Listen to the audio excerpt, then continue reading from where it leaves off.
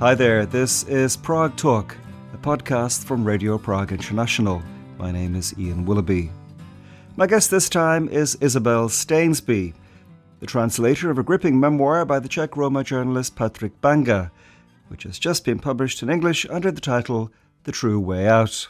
Isabel, who's from Liverpool originally and lives in Scotland, first developed an interest in the Czech language and this country in her teens. And we discussed her work as a translator, love of Czech castles, and more after the presentation of the Patrik Banga book for this edition of Prague Talk.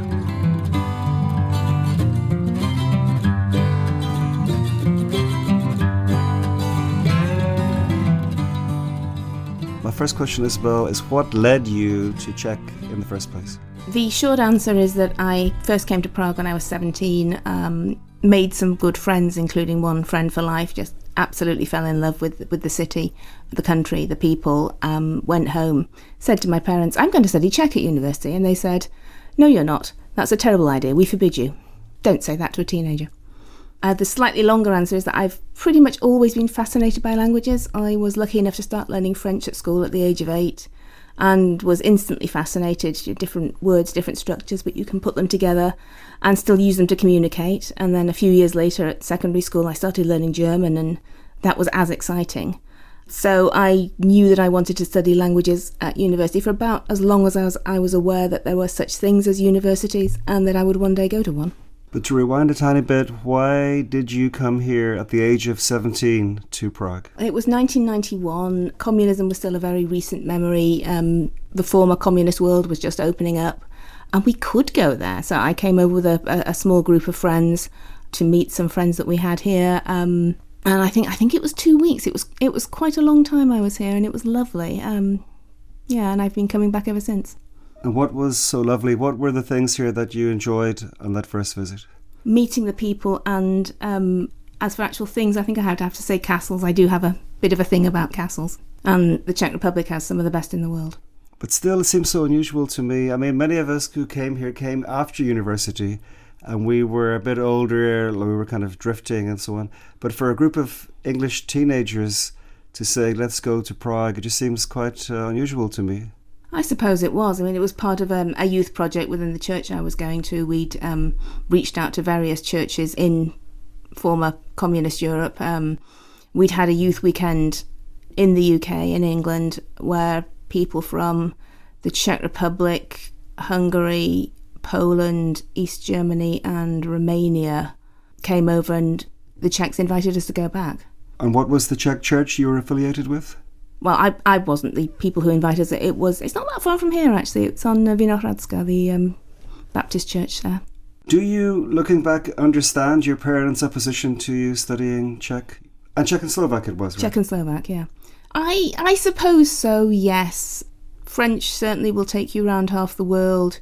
German is a very good language to have in quite a lot of Europe. Czech is really only spoken in the Czech Republic. So I kind of get where they're coming from, but they have since admitted that they were wrong. They've seen that I've made a career out of it. And it was Czech and Slovak where they studied equally? Not really. We did some Slovak literature, and we got handouts with the differences between Czech and Slovak, the sound differences, different words, that sort of thing. But we didn't really study the Slovak language as such. I've made up for that since. I have regular lessons with a private teacher these days. And you went to Cambridge. What was it like studying Czech and Slovak at Cambridge? It was an experience and a half. My teacher was Karel Brušák, who is not as well known here as he really should be. He was a minor poet in his own right.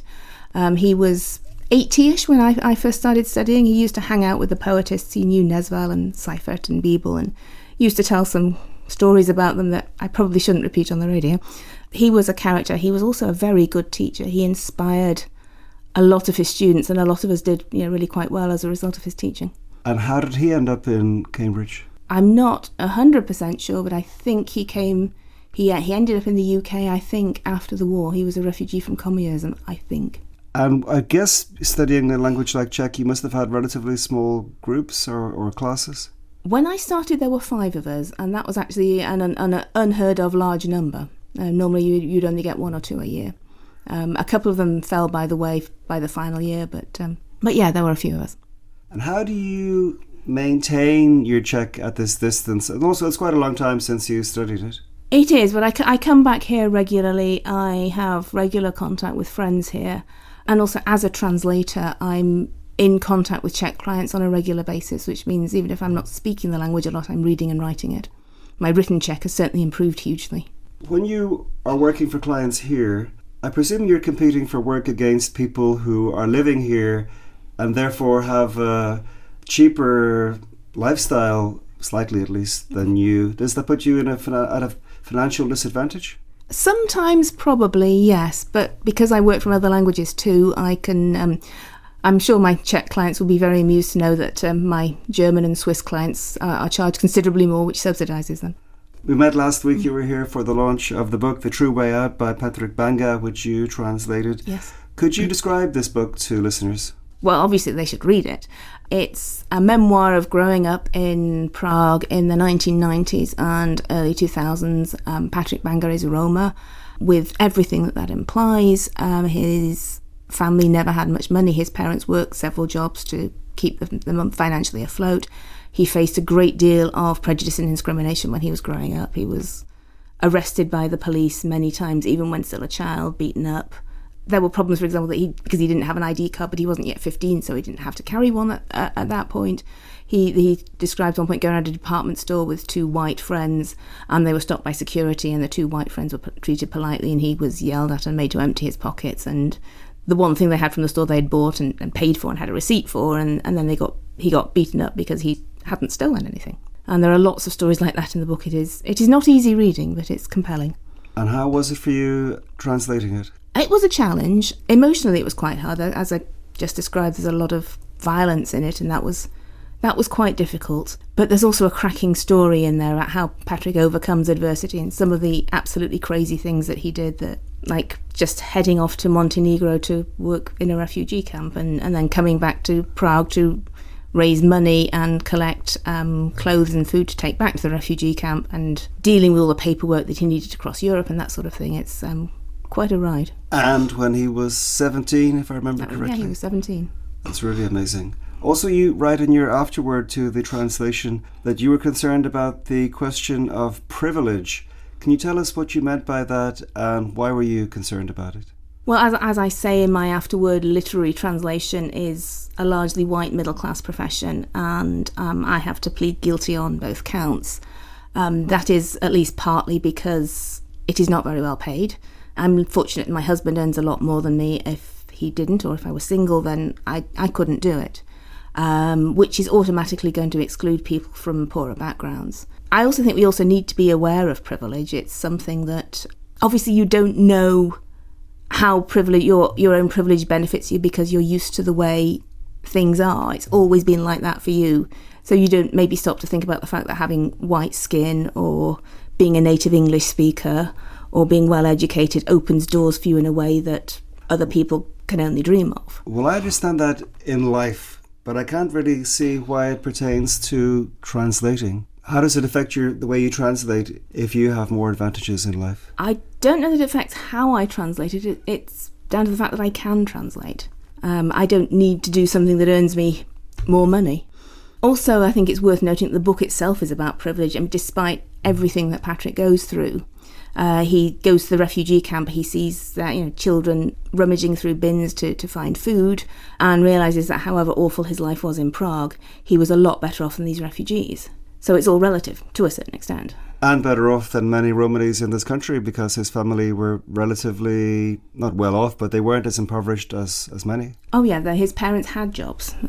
The police thought that was very funny on at least one occasion, but they had jobs. And say, if you had a problem with the text, if there was a word you didn't know or whatever, did you consult with Patrik, or did you find another way to get around that problem? The final text of the book was sent to Patrik when it was completed, so I got feedback mostly from his wife, Lenka. Patrik's English is, having seen him the other night, I think it's better than he pretends, but it's still not that good. But Lenka's English is excellent, and she was able to read it and make a lot of suggestions, which was really helpful.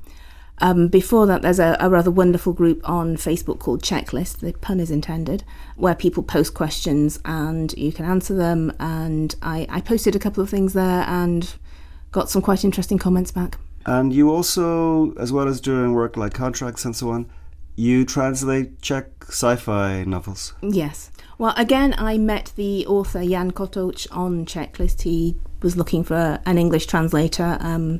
I've always loved science fiction, so I responded. He sent me a text to a short extract to translate, which I did, and he said, yeah, can we go ahead with this? And we agreed terms, and I translated the book. It was only a couple of years later that I heard I'd been one of 5 people to contact him, and he'd had to have some sort of beauty contest to choose who he was going to work with. So that was quite nice. And yeah, the books are enormous fun, lots of explosions in space, alien races, distant planets, politics, intrigue, love, rabbits. I've really enjoyed doing that. But is high literature harder to translate than, say, sci-fi? I wouldn't say so. Everything is going to have its challenges. Everything is going to have things that you think, yes, I know exactly what I'm doing here.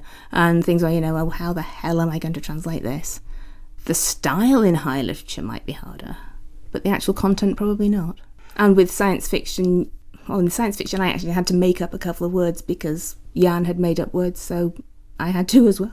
One thing I'm very curious about, as with all translators, and I myself translate, is the issue of how AI is affecting the art of translating. How do you feel it's impacting your work, or is it?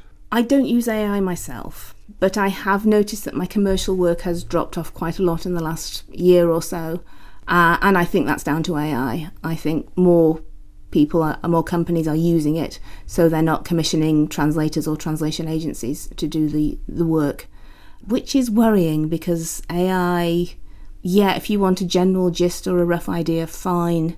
If you want the subtleties and the nuances, if you want the unexpected things, I can probably do a contract, no problem, but, where you've got giant alien lizards in space who are pointing guns at you, AI is really going to struggle. So you've never tried it at all? No.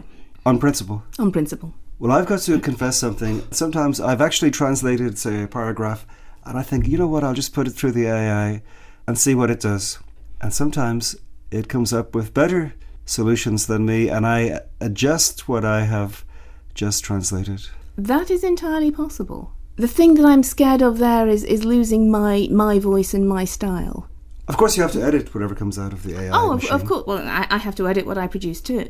But I think the problem with AI, and to a lesser extent with a machine translation like Google Translate or DeepL, is that things do converge. You lose your unique... there's a risk of losing your own unique style, and thus losing the original author's voice with the uniformity of it. But don't you think, whatever attitude you or I may have to it, it's just this big juggernaut that's going to knock most of us out of the way anyway? That is certainly possible. I hope you're wrong. I kind of hope so too, but I'm not optimistic. And my final question, Isabel, is how often have you come back to Prague over the years, and how do you find being here? How often have I come back to Prague over the years? I can't tell you that. Too many to count. This is already my second visit this year. And I love it. I love being here. I love seeing my friends. I love seeing the way the city has changed and developed in all the time I've been coming.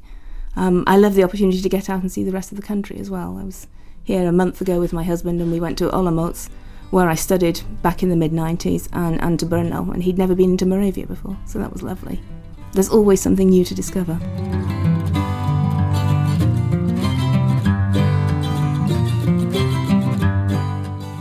Many thanks indeed to Isabel Stainsby for speaking to me in June 2025 for this edition of Prague Talk, a podcast from Radio Prague International.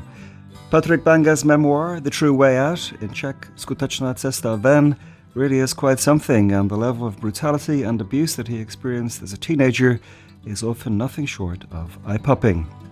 If you're new to this pod and enjoyed my talk with Isabel, why not look up some of the earlier editions and subscribe wherever you get podcasts. But for now, from me, Ian Willoughby, thank you so much indeed for listening to Prague Talk, and talk to you again very soon.